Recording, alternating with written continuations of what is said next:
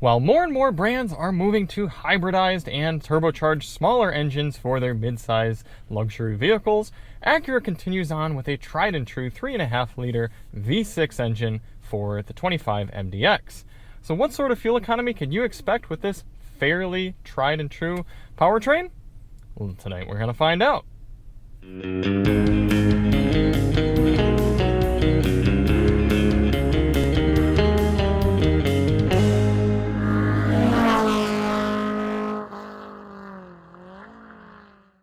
Hey everybody, it's Charlie from Daily Motor, and today we've got the real-world highway fuel economy test on the 2025 Acura MDX. In this test, we're going to head out on the highway and do 50 miles out and 50 miles back, averaging 70 miles per hour, to get a realistic fuel economy number for this luxury midsize crossover. And before we get started, let's hop out and take a look at it. This is the A-Spec version of the MDX, so we've got some cool styling, we've got some slightly bigger wheels, which theoretically could affect fuel economy some, but not enough to adjust the EPA rating on this car. It does have some refreshes for 2025, slightly different appearance, and a touchscreen in the center, and gone is the trackpad. Some people are going to like that, some people are not. So if you do want to see more on the MDX, check the link below. I've got a full review of this 25 model, and I have tested both the 19-speaker and the 31-speaker Bang & Olufsen sound systems. You can find those below as well. So why do we do this test? Well, the EPA's highway fuel economy test, which gives this version of the MDX all-wheel drive 25 miles per gallon, that test only averages 48 miles per hour. We know there are plenty of people who do big miles on the highway and would like to know what sort of numbers you can realistically expect here in the real world. So in order to test that out, we're going to head to the gas station here tonight. I've got to do these tests at night to ensure steady moving traffic and fewer chances of slowdowns. We're going to get to the gas station, fill up, go out and do 100 miles, come back, fill up at the same pump using the same 3-click fueling method, and get a result. Now, a few things to note for the test. The outside temperature will be about 70 degrees Fahrenheit, cruising by the coast here. Tire pressures have been set to their door placard, 35 psi cold. We are going to put premium fuel into the car. However, I cannot guarantee what is in the tank. We got this vehicle as a test vehicle from Acura, and I would like to think that most people have put premium in, but premium's not required for this vehicle. It's only recommended. So theoretically, it could be full of regular gasoline. I'm not sure. And we're going to be running the climate control at 73 degrees auto.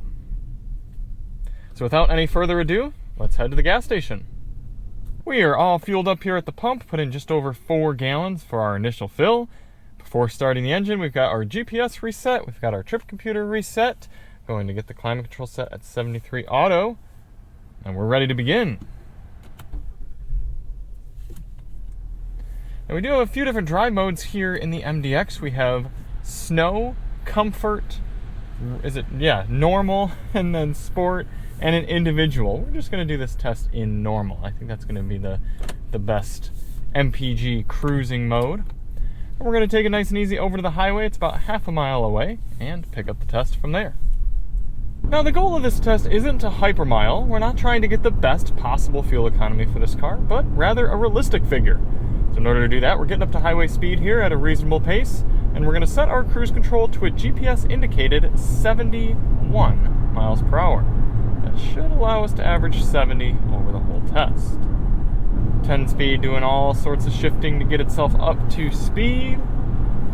This isn't exactly a torque monster of an engine, so it's got to be up in the rev range to get itself going.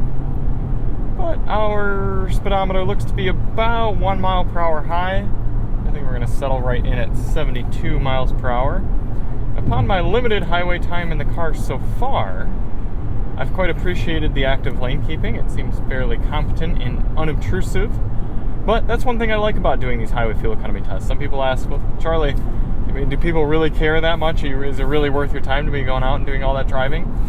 Sure, some of the videos aren't exactly going to make that much money or get that many views, but it does allow me to more thoroughly evaluate each vehicle in a repeatable and familiar environment. So if I do the same exact highway loop in the dark, in every single car that I have, then I'm going to be a little bit more knowledgeable about each one when I go to shoot the full review. So I can actually report back on things like the active lane keeping and the adaptive cruise control and the highway comfort and the road noise, and there's a lot that goes into it. So all that being said, we're going to continue on with the test and catch up with you at the end. I'm going to do some members-only testing on the 19-speaker Bang & Olufsen sound system, so check the link below if you'd like to see that. And in the meantime, enjoy this time-lapse of the entire trip.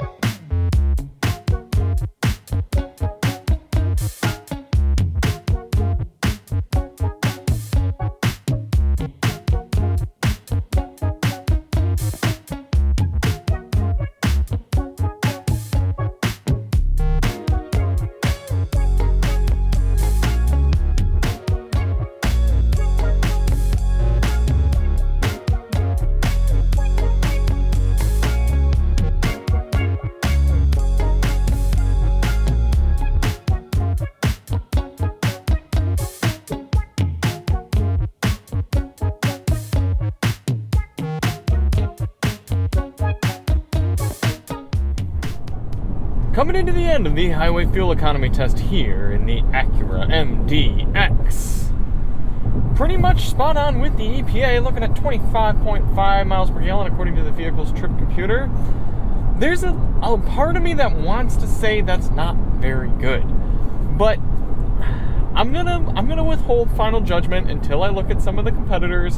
We gotta look at the GV80, we gotta look at the RX, we gotta look at, we did just test the Mazda CX-90 with the turbo inline 6, and that got something crazy good. I'm pretty sure it was in the 30s, like high 30s, mid to high 30s, which is just so good for that size of vehicle. So, it's not super impressive, but outside of the fuel economy, the MDX is a nice place to be on the highway. I got some very valuable time with the B&O sound system here. I don't love it, but I respect it. It's very powerful, and I think for the right type of music and the right type of listener, it's going to be really, really good. I like the active lane keeping. The adaptive cruise control is too conservative. It's not bad, but there are times when there's a car quite a ways up and it starts slowing down. You're like, okay, buddy, calm down. We'll be all right. And what it doesn't do very intelligently is when you go to change a lane or there's a car in front of you leaving your lane, it doesn't think ahead and go, oh, okay, you're changing lanes, let's start speeding up now. It waits until that car in front of you is fully cleared and then starts to take off. And I know some of you are going to say, oh, well, that's the safe thing to do. Yeah, but who really drives like that in the real world here? People got to get places. So I prefer the vehicles that are a little bit newer, a little bit smarter, and then they do things like, well, unlike, not like this Prius getting right up behind this cop. Okay. They do things like when they see you're about to change lanes, you got your blinker on, you're starting to turn, it'll start accelerating for you. Taking a look at our tack shot, we are cruising just below 2,000 RPM at 71 miles per hour. It's 10 speed, doing its darndest to keep the engine down low until it's needed to downshift. No big surprise there. Other than that, seat comfort's good. We got a lot of adjustability in here. I would like a little bit of further extension on the center armrest, or maybe some liftage. Road noise seems fairly good. Yeah, not a bad place to be at all. So we're going to get it back to the pump and see what sort of fuel economy we get and follow up with you in the morning. We got all fueled up last night and put in a total of 3.898 gallons. So 100.3 miles traveled divided by 3.898. Oh, not 989. 898 is giving us 25.7 MPG, giving us a nice little bump up to 26. So, subtly beating the EPA figure there. That's nice to have, cruising at steady state 70 miles per hour, but still not really a fantastic result. However, I did look at a lot of the competition before shooting this video, and it is fairly in line with what you're getting for other kind of higher engine optioned all-wheel drive vehicles. Now I know this doesn't make quite as much power as some of the competition, but it is a competent powertrain, and I know you can get the 3.3 turbo and go even faster with the Type S, and that gets even worse fuel economy. So yeah, it's not great, but a lot of the competitors are in that mid-20s as well. A few of them, the Germans and that Mazda, you're going to be getting up into the 30s pretty easily, but it's not enough to drastically put a huge dent in your pocket compared to some of the competitors.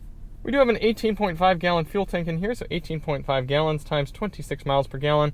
It's giving you a not super impressive cruising range of 480 miles here in the 2025 Acura MDX. So, yeah, not super fantastic, but some people are going to be willing to trade off a few miles per gallon in exchange for a very simple, straightforward 3.5 liter V6 engine. But let me know, what do you prefer? Do you prefer a little bit of extra tech and a little extra fuel economy, or would you take the MDX? And we'll see you on the next one. I'm Charlie from Daily Motor, and as always, drive on.